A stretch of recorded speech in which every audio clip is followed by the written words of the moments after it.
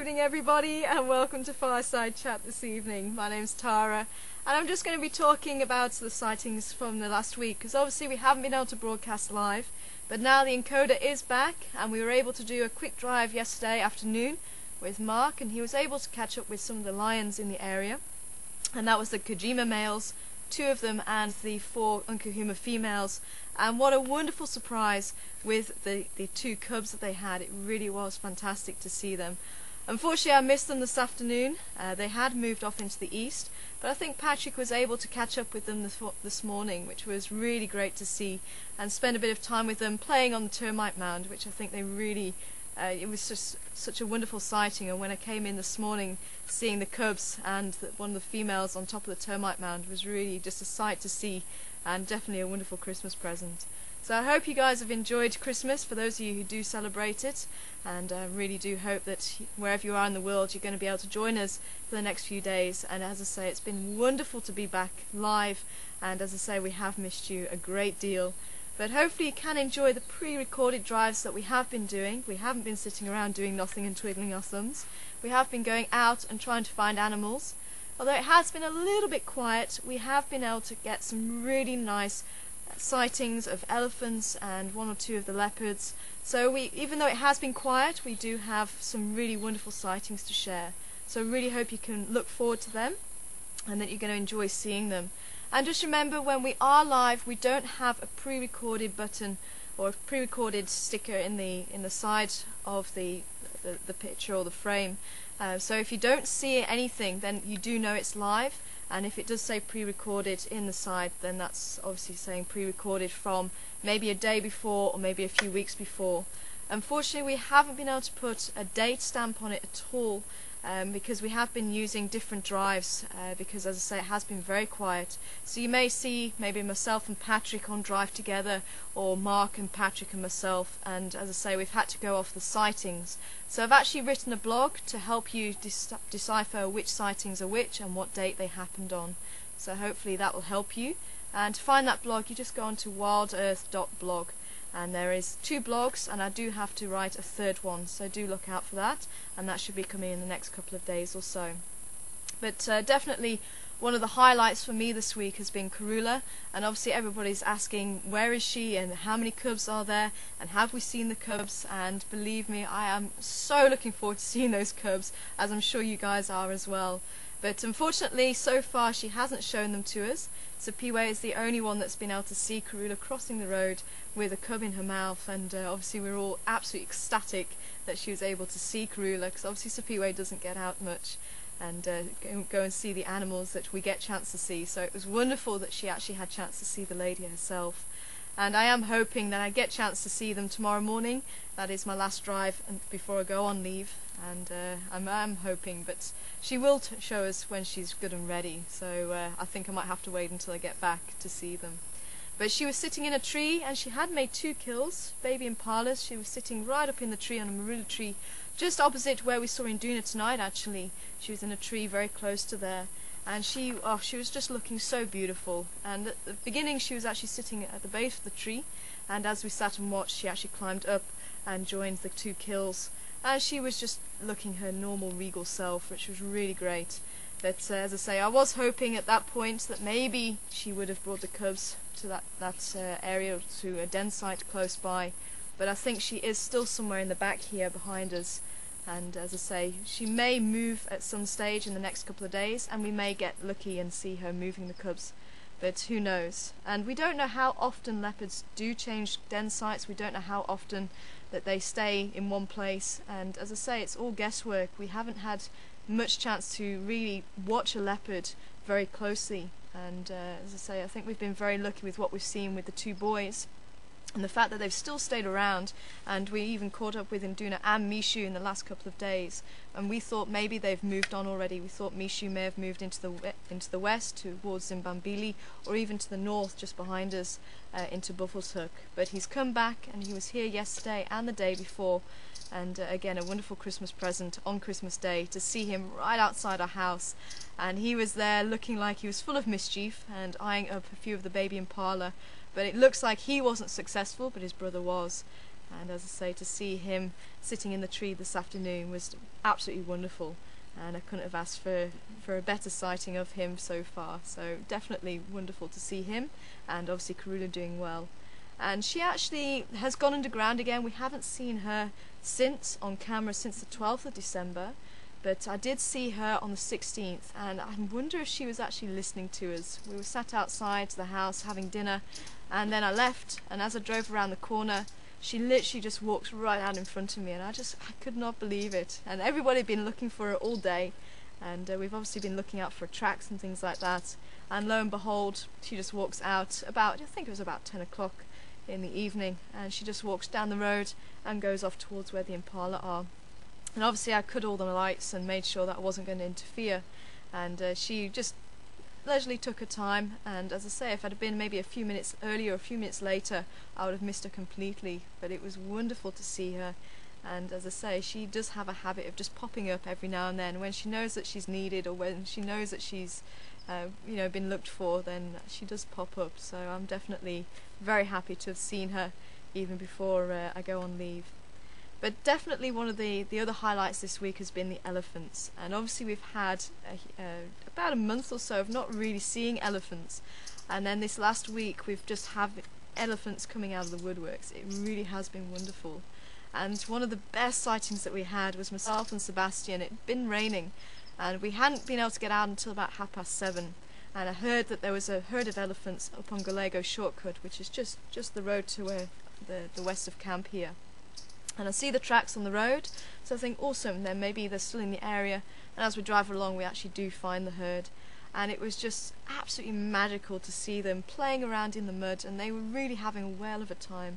The big bulls also came right up to us, and it was probably about a metre and a half from us, and he didn't look menacing. There was no malice in him whatsoever. He just came right up to us and kind of to say, you're going to come and join us for a mud bath. But it was just really just wonderful, and myself and Sebastian were just absolutely over the moon at that sighting, and that's definitely one to look out for. And as I say, there was the young elephants as well as old elephants.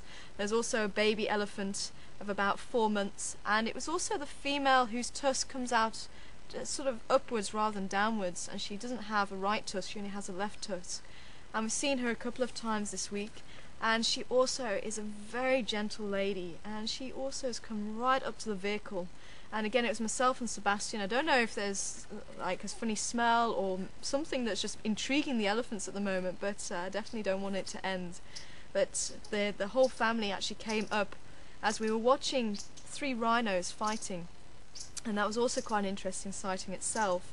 But as we were there with the rhinos, the herd of elephants came walking past them and carried on into the north towards Buffalo's Hook Dam. So I decided to follow those, and as we approached them a little bit later on, they actually had another herd coming towards them, and this was the female with the tusk going upwards.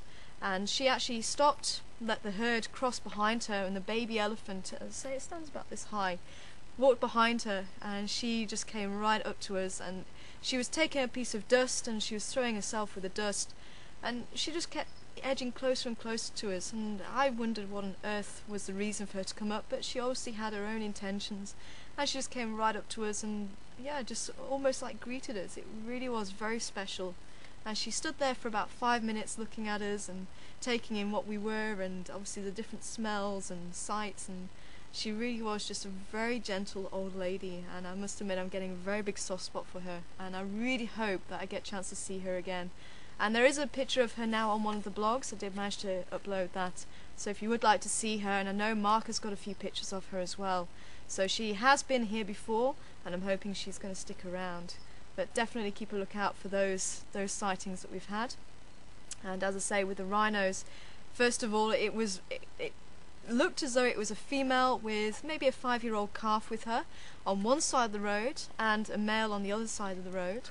And obviously this was quite a lot larger, so he was obviously the bull, the territorial male. And I've seen this before. I've seen males approaching females and they don't want to be approached, and they've told males to back off. And she was ears flat, bellowing, and actually charging towards him. And he was kind of like, okay, whatever, and he carried on eating. He wasn't even taking the blindest bit of notice, and I have seen this before. So I thought, okay, fair enough, that's what's happening. So I'm talking about this, and you will hear this on the pre-recorded drive. And she starts to move away into the bush. We lose them, so we decide to go and relocate, drive around the other side. She pops out, and as she's popping out, she actually turns, and I see that it's actually not a female, it's a male. And things start to fall into place a little bit, because this male is still following. Now, as I've seen in the past, the female says, back off, keep your distance. The male doesn't tend to follow. But he did, and that's what really confused me. And when I saw that it was actually a male, then that was obviously the reason why he was actually following, pursuing him. And obviously the younger male was getting quite irritated and telling him to back off. And this older bull obviously didn't think he was a threat. He wasn't being aggressive back towards him at all. He was actually being extremely placid. And some males will actually tolerate young males in their territory, but obviously this young male was being quite aggressive towards him, so he obviously decided, actually, I don't want you here. So he was actually just going behind him and trying to persuade him to leave the territory. It was actually very interesting to watch. And as I say, having those elephants come to join us was really an absolute treat. So definitely watch out for that as well. And just on males fighting, a fantastic sighting of giraffes. Again, it was just after the rains, and this time it was myself and Herman going out. And we actually went out probably about 9 o'clock. It had rained quite a lot, so we ended up going out, and we weren't too sure what we were going to find. It had been very quiet on the radio that morning, and we were lucky enough to find the giraffes sparring, and it was really, it's always a fantastic thing to see. And when they spar, they don't always get it right, and these were young giraffes, and they were standing with their nose to tail instead of shoulder to shoulder, and that's obviously why they weren't able to spar too well. And you could see them actually pulling the blows back, so they weren't hitting each other too hard, and they were actually looking a little bit awkward because they were hitting thin air at some stage. So that was definitely another wonderful sighting to watch out for on the pre-recorded drives. So I will put the dates up. I have done that on the blog, so definitely if you'd like to know when those drives occurred and who was on those drives, then definitely have a look at those blogs, and it will give you some more information. And as I say, I've tried to be as descriptive as I can so that it gives you enough information so you can see which drive fits where. And just lastly, obviously the lions who made an appearance, which we haven't seen for quite a few weeks now, and having the whole, or nearly the whole, Unkahuma pride just on the northern side. Sadly, they have made their way to the east, but you never know, they might turn back around and come on to Western Gary again, where the buffaloes have also been in quite big numbers. And we've had some small herds and we've had some large herds, but again you will also see some of those. And obviously one of the other highlights we had tonight was seeing those cubs, the hyena cubs. They have been absolute bundles of joy, and I've been spending a lot of time, as much as possible, there. And that female with the 2 notches in her right ear, she has been so relaxed with us. And as I say, she actually has been coming out and allowing those cubs to suckle right in front of us, probably about 5 meters away. And that for me is one of the ultimate trusts from an animal. If an animal allows her cubs to do that, she's very vulnerable, and obviously she does trust you, and it really was just fantastic to have that. And obviously those cubs are starting to recognise us and coming up to the vehicle, and for this is actually very good, because they'll lose interest. Now, as I said to you tonight, those cubs didn't come up to us straight away, they lost interest. It was only when there was an older cub that came up to us, that's when they started coming up and having another look. But they will lose interest after a couple of months, and then the vehicles will hold nothing to them. So they will then just allow the vehicles to move around them. They won't be jumpy around them. When you've switched the vehicle on, they won't be jumpy. And this allows them to be natural around the vehicles, and this is obviously what we want here. So we can observe them naturally, and we don't interfere with their behaviour. And this is a very good way of doing it, to start the cubs early. And as I say, they just are coming on leaps and bounds and just so full of joy to watch. It really is fantastic. So that's the roundup of the week, or the week and a half, and as I say, do look out for those blogs as well. I just wanted to quickly show you, because I've just managed myself to get the calendars, and if anybody wants to have a look, these are the 2 calendars that I've put together of the Safari TV regulars, and if you would like to have a look for them, look on Lulu, LULU.com, and this small calendar is exactly the same as a large calendar, but you can just see the difference in sizes. And if I can open this one up, you'll see how big the pictures are inside. So on some of the pages you get 2 or 3 pictures, and on some pages you just get 1 picture. And there's lions, there's leopards, there's rhinos, there's all sorts of things in there. But if you'd like to have a look at what the calendar actually contains, then go on to lulu.com, put my name in, Tara Piri, or put in Safari TV, and that should throw up these 2 calendars. So that's the size of the big calendar, and they are still going to be on sale until probably about mid-January, just to give you guys a chance if there is anybody else wanting to purchase them. And this is the smaller calendar, so you can see the buffalo on there, but quite a lot smaller. I quite like this size. Depending on which size you get, obviously the price will differ, but the money that goes to the Children of Dixie won't differ.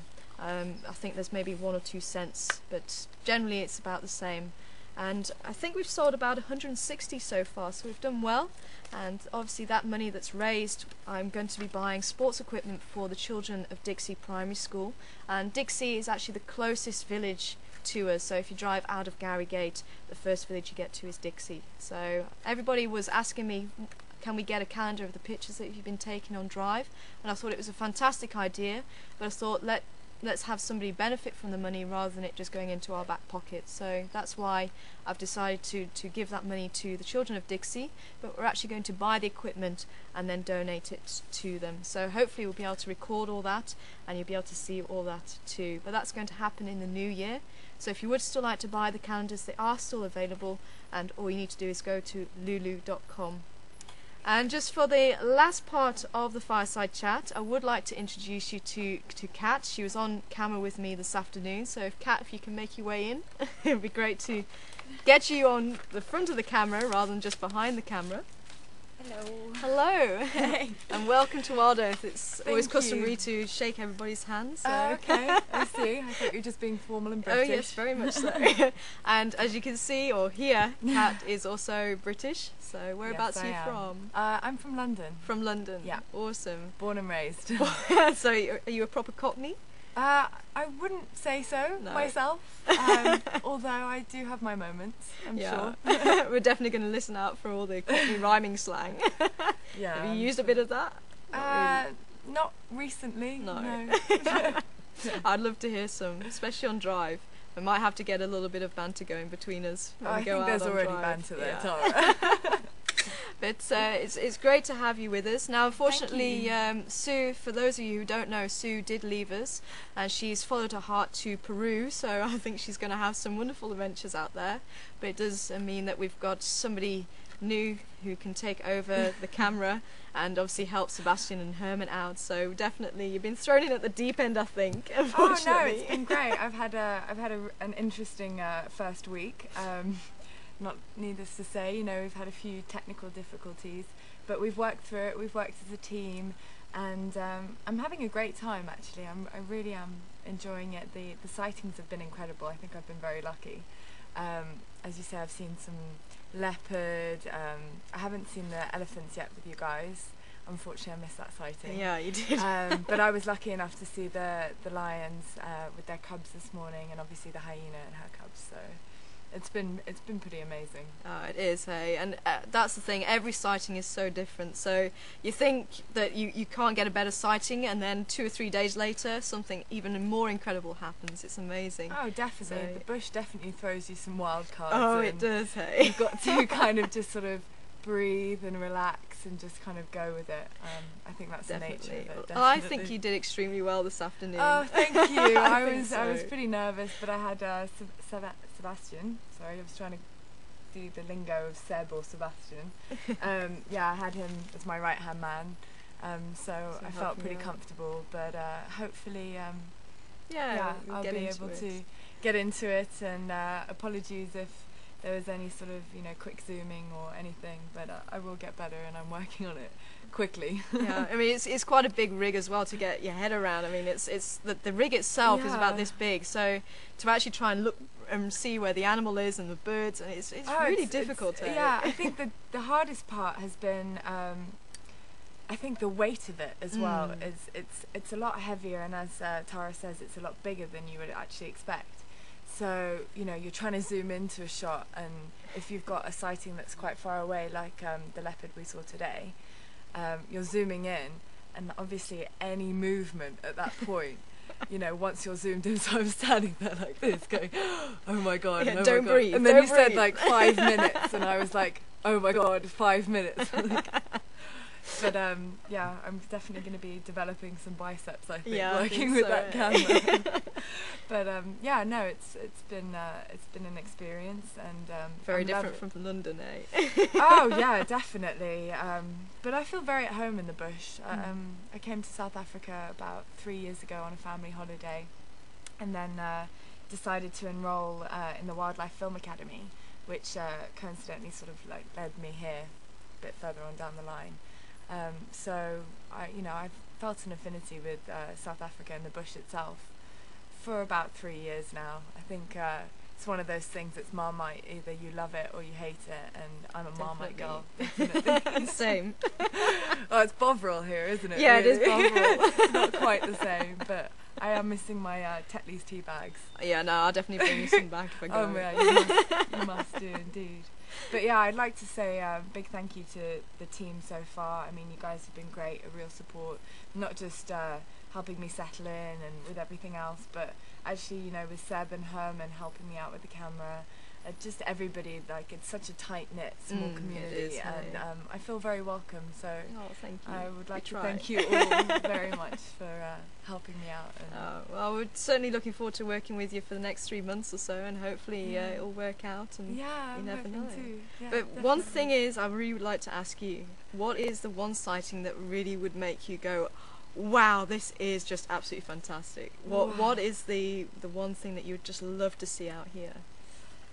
Well, you came pretty close to it today with the lions and the cubs, but to be honest, I would love to see a kill. Yeah. And it's quite a difficult thing for me to sort of come to terms with, because I love animals, and obviously you wouldn't be here if you didn't. And I've actually never seen it happen. So you know, a leopard or lions hunting, it just changes gear really, and then the adrenaline starts going. You've got to be that much quicker on the camera, much more reactionary, and I think that would really sort of get the blood flowing, and it would be an interesting thing for me to. Oh God, I would love it. I would love it actually. I wouldn't love it for the kill, obviously, but. Well, that's the thing. I mean, obviously, a lot of viewers will feel the same way. It's like it's one of those raw things in nature that does happen, Yeah. and it is a part of nature. There's no getting away from it, and it is one of those unique opportunities you don't often get a chance to see. But then obviously there's the other side of it. There is the death and things like that. So it's so conflicting. And believe me, myself and I'm sure Mark and Patrick feel the same way as well. And obviously a lot of the viewers. So. But I mean, the one thing that I've learned from being out in the bush is it is a harsh environment, especially for a city girl, readjusting. And I think I've done quite well with that. But yeah, I think you're doing very well. I think the difficult thing to come to terms with in that situation is that nature is a very beautiful thing, and obviously we're all here to appreciate it, but it needs to be understood, and it can be very cruel at times. And it's just its own way of balancing things out. You can't isolate that as an individual sighting or event, because it happens in a wider context. So removing the emotion, I don't know, it's going to be a difficult thing for me, you know. It's going to be a challenge, eh? Yeah, it will, but I'm sure I'll cope with it. Yeah. Well, we have had kills live on camera, and we've had times where we've had the chase. So I'm really hoping that the you chase get a would be chance. amazing. Definitely. But we saw the impala like spliced in half today, being dragged along by what was the leopard's name again? Oh, in Duna. In Duna, yeah. Oh, That's okay. a cub of Karula, That's presumably. it. Yeah. Yeah. So you're catching on fast. Only been here a week. Yeah, I was going to say. Yeah, only been here. Getting a bit premature there. Yeah. It's nice to know I'm loved. Definitely. Yeah. Well, it's wonderful to have you on board, Thank and I you say so you've been much. a lot of fun already, and Thank you. obviously first Christmas away from home as well couldn't have been easy. Yeah, no, it's gosh, I think it's been difficult, but also incredible. It's life's just thrown me a wild card, and I've just grabbed it with two hands. Initially, I was only out here on a couple of weeks holiday to visit some friends and sort of get back to the bush and sort of have a bit of R&R time before, you know, the work slog began back in January in the cold in London. and just got thrown a wild card and went, yep, I'll take that, thank you very much. I think so, hey. And that I've also done things like that myself, and yeah, you have to, hey, definitely. It's spontaneous and it's a once in a lifetime opportunity, and I wouldn't want to be doing anything else at this point in my life, so I'm very happy to be here. Awesome. As I say, it's great to have you here, and hopefully we're going to have some wonderful drives up ahead of us, and yes, I'm sure we will. Going to get an all-girls crew again on the Gunda. Oh my god. It's going to be fun. Yeah, we just need another British girl to make it up, and then we can actually stage a takeover. Yeah, the way the British do it. Wow. Yeah, sneakily. Well, not so sneakily, sort of just there, really. Yeah. But yeah, it's nice to have another Brit on board. Same, actually. It's quite funny. We are quite an international crew, and yes, obviously we're about half South African, half international, which is great. So, yeah. But you're from the north. Yeah, so we have the north-south divide here going on. Yes, there is a mini apartheid going on. Awesome. But anyway, we're going to have to wrap it up for now. But thank you very much for joining us, and hopefully we'll see you again on our next safari. That's going to be at 5:30 Central Africa time tomorrow morning.